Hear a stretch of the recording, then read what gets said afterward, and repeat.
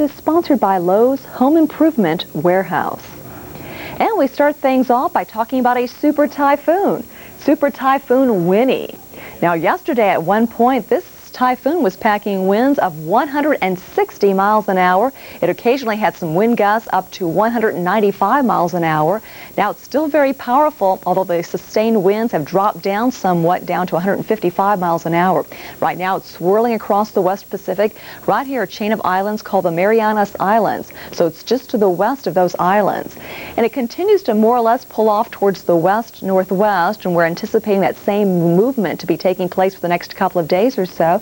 And it's still a very powerful system out here, and because it is so close to the islands, we're going to be seeing some stiff winds and squally conditions today, so high wind warnings continue for the Marianas Islands in the West Pacific. Meanwhile, as we head towards the East Pacific, here too we have two tropical systems, Tropical Storm Guillermo and Tropical Storm Hilda. Right now, they're quite a long ways away from any land areas.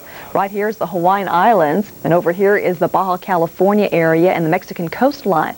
So again, they're pretty much churning up the open waters and not really directly affecting any land masses. As we zoom in a little bit closer, though, first of all, Tropical Storm Guillermo. It's more or less holding its own. It's currently packing winds of 45 miles an hour and roughly centered about 790 miles north-northeast of Honolulu. As it continues on this general movement, it still will be encountering some fairly warm ocean waters.